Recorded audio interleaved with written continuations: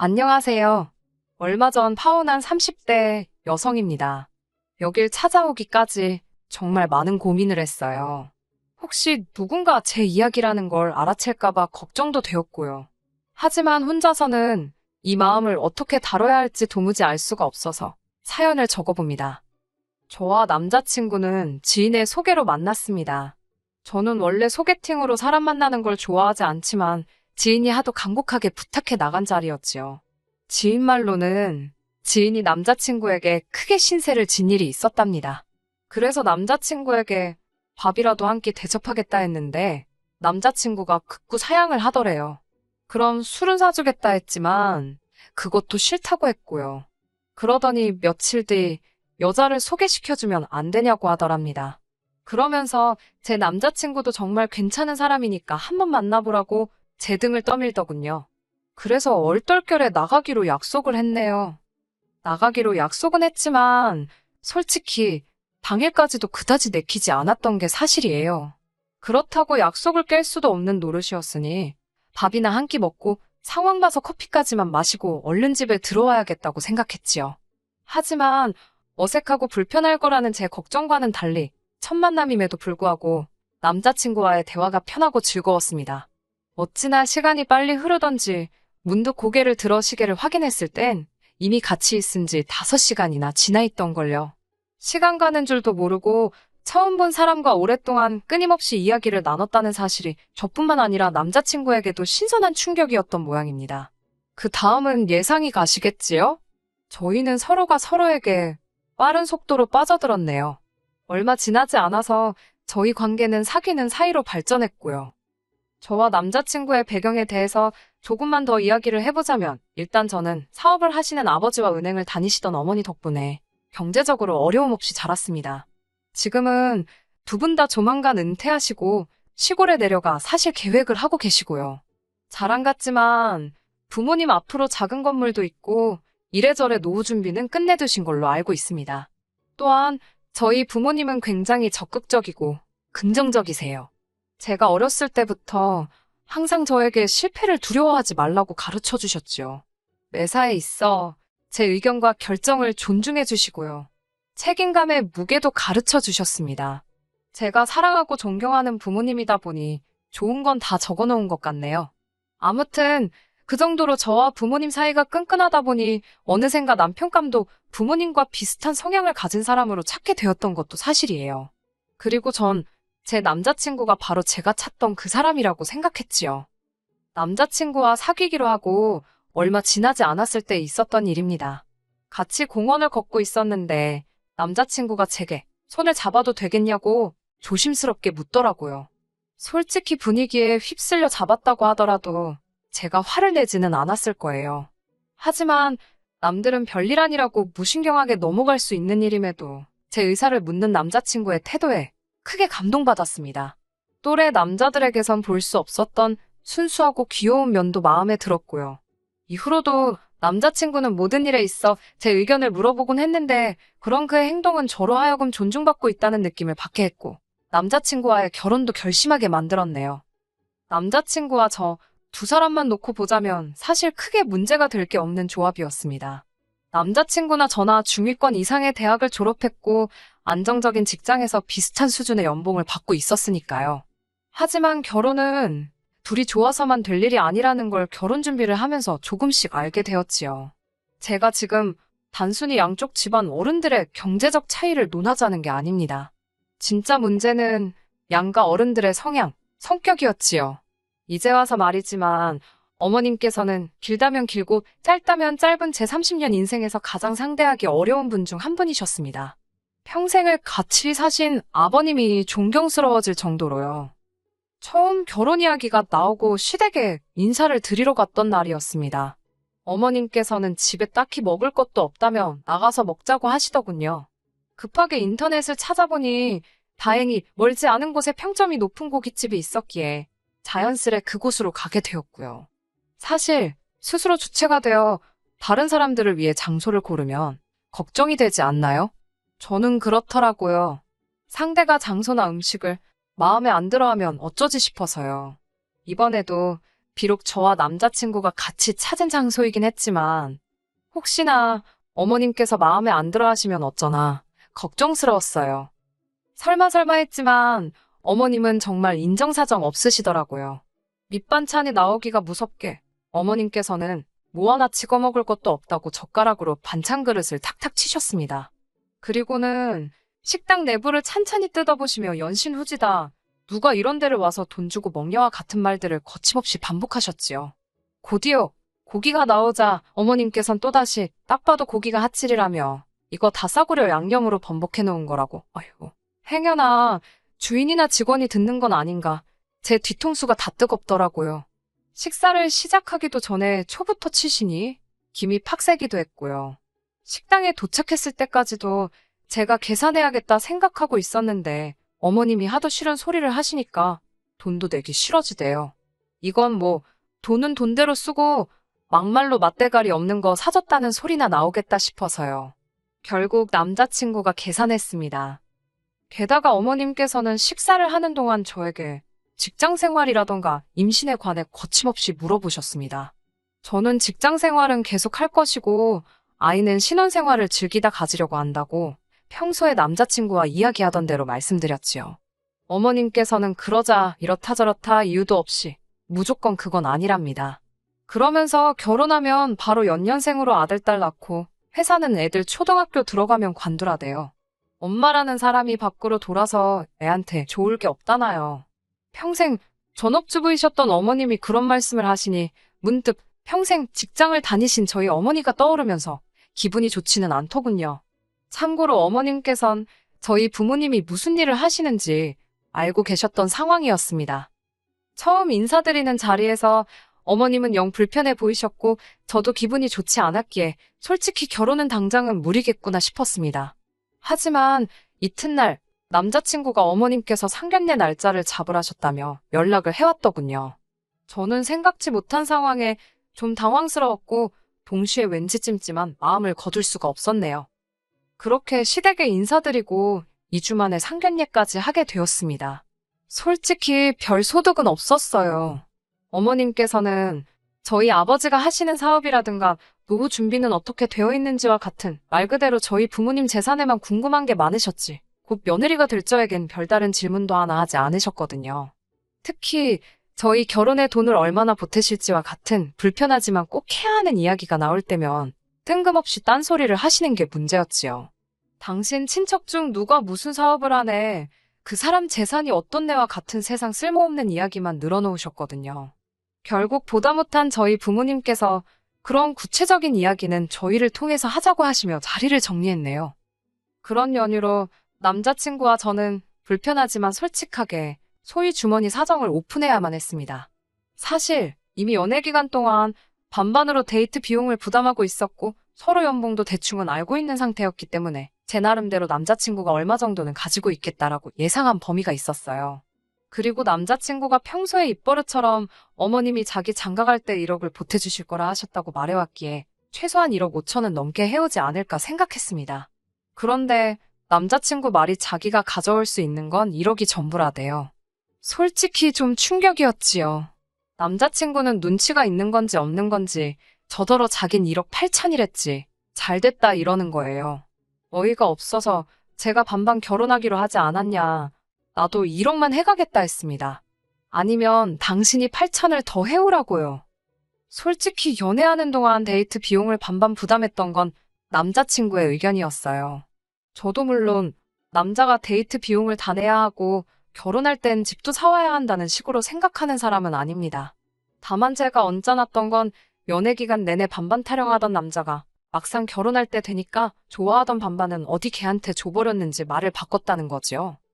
결국 남자친구 1억과 제 1억을 합해 총 예산 2억으로 이야기가 마무리되었는데 이후로 남자친구는 전에 없던 불평을 하기 시작했습니다. 그것도 묘하게 신경 거슬리게 궁시렁 거리는 거예요. 돈 이야기가 오가고 난 이후로 남자친구는 걸핏하면 마치 저에게 들으라는 듯이 우리 둘이 합쳐서 2억밖에 없다며 2억으로 직구하고 혼수하고 어떻게 다 하냐고 투덜거리면서요.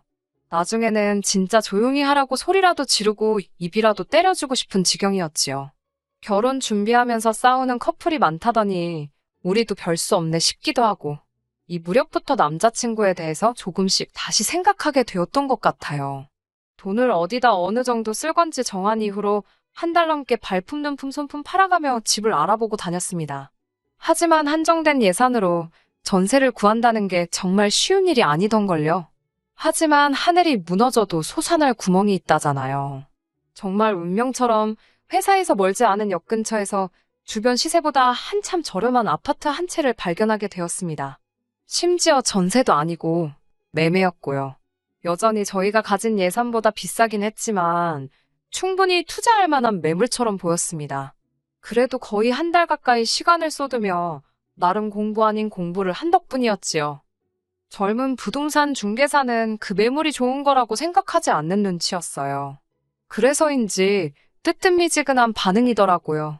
하지만 전 왜인지 모르게 점점 마음이 급해졌습니다. 누군가 제 앞에서 채갈까봐 걱정이 될 정도로요. 그래서 바로 어머님께 연락을 드렸네요. 부동산에 관심이 많은 저희 부모님이 아니라 남자친구 어머님께 전화를 드린 이유는 얼마 전 상견례 장소를 잡으면서 한바탕 난리가 났었거든요.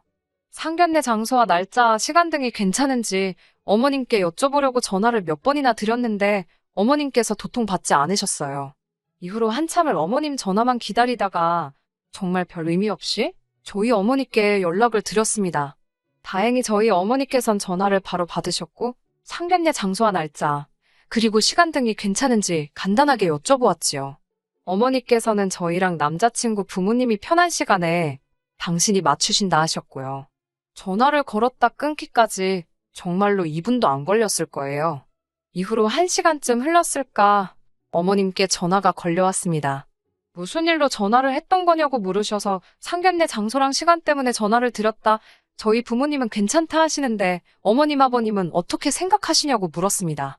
그러자 어머님께서는 잠시 말씀이 없으시더니 저더러 다 결정해놓고 지금 시부모한테 통보하는 거냐고 물으시더군요.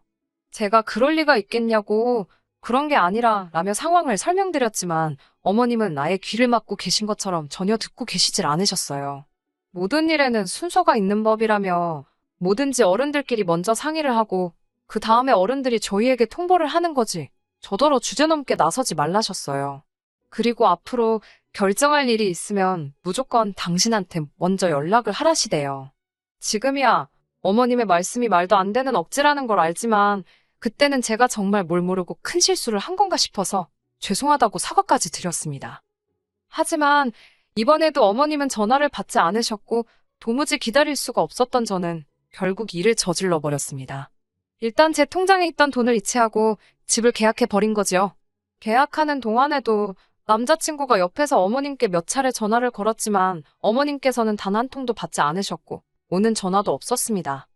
그날 저녁 남자친구와 저는 양쪽 집안에 집을 계약했다는 소식을 전했습니다.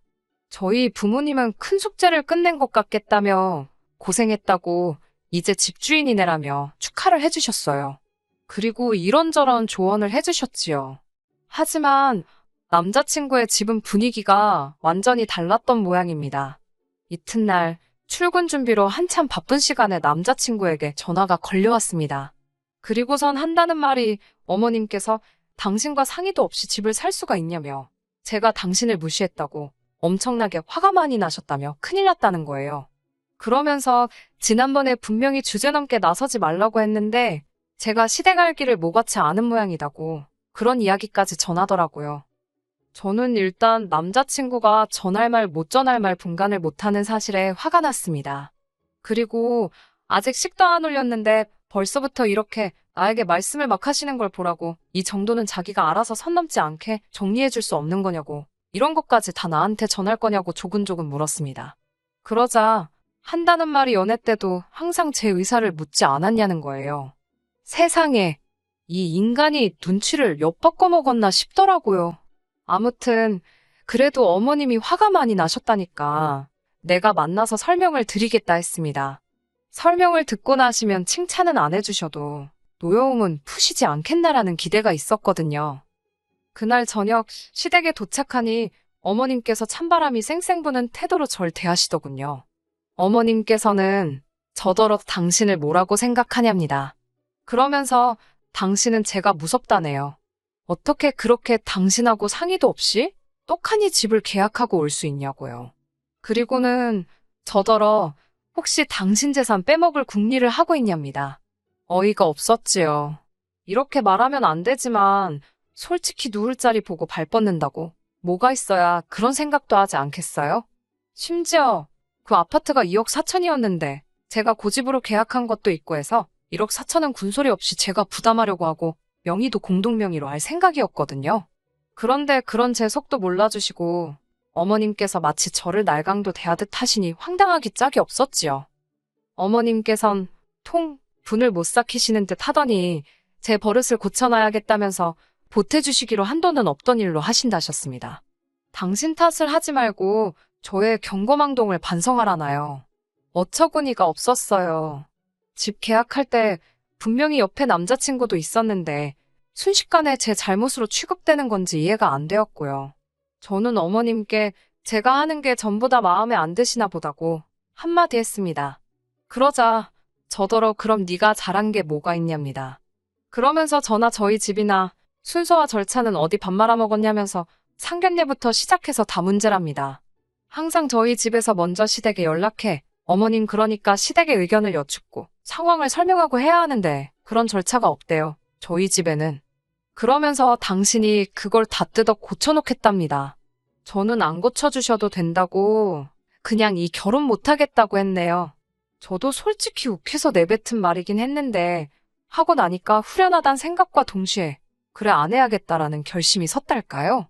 옆에서 꿀먹은 모마냥 입 딱 다물고 있던 남자친구가 갑자기 저더러 그런 말을 상의도 없이 하면 어쩌냐고 파혼이라도 하자는 거냐입니다. 제가 못할 것도 없지 않냐고 그러니 그냥 아파트 계약 포기하고 어머님이랑 집 보러 다니랍니다. 그러면서 빨리 죄송하다고 그러라면서 거의 윽박지르다시피 하더군요. 어처구니가 없어서 내가 뭐가 죄송하냐고 막말로 네가 무슨 재주로 어디 가서 1억으로 아파트를 사냐고 그거 내가 도와주려는 건데 어머님이 당신 아들 복을 발로 차신다고 쏴붙였습니다. 그렇게 파혼을 하게 되었는데 물론 그 과정이 아름답지 못했습니다. 처음에 한 2, 3주 동안은 남자친구가 자기가 행동을 똑바로 못했다며 연락을 해왔어요. 제 편을 들었어야 하는데 자기도 그런 역할은 해본 적이 없어서 서로 좋은 게 좋은 거라고 어쩌고 저쩌고 됐다고 했습니다. 매번 이런 식으로 다툴 때마다 처음 타령하면 그것도 골치 아프잖아요. 어머님같이 사람 짐 빠지게 하고 머리 복잡하게 하는 사람하고 더 이상 시간 낭비하기 싫다고 그랬네요. 그런데 정말 어이없으면서도 웃겼던 건 파혼 이후 한 6개월쯤 지났을 때 있었던 일입니다. 그때 제가 산 아파트가 정말 물건이었더라고요. 한 반년 만에 1억 넘게 올랐더라니까요. 그때 제가 시세보다 정말 싸게 산 것도 한몫했고요. 그런데 그 소식을 어디서 들었는지 어머님께서 연락을 해오셨습니다. 자기가 그땐 심했던 것 같다면서 지금이라도 다시 결혼 준비를 하랍니다. 그 집 팔아서 준비하면 저번보다 여유 있게 할 수 있지 않겠냐면서요. 제가 너무 웃겨서 어머님 지금 어디시냐고 술 취하셨냐고 밖에서 주무시면 입 돌아가니까 들어가서 주무시라고 그랬네요. 솔직히 자식 팔아 장사하는 게 별건가 싶어요. 어머님이 멀쩡한 제 머리채 쥐어잡고 아들 몸값 좀 올려보시려고 그랬나 별의별 생각이 다 들기도 하네요. 어쨌든 이제 다 끝난 이야기이니까요. 저 그리고 그 아파트 팔았습니다. 재미도 좀 봤고 덕분에 저 내년에 대학원 갑니다. 직장 생활과 병행하는 게 쉽지는 않겠지만 결혼 생활보다는 즐거울 것 같네요. 너무 기대됩니다. 끝까지 들어주셔서 감사합니다. 오늘의 사연은 여기까지입니다. 구독과 좋아요, 알람 설정 부탁드리고 더 좋은 사연으로 다시 찾아뵙겠습니다. 감사합니다.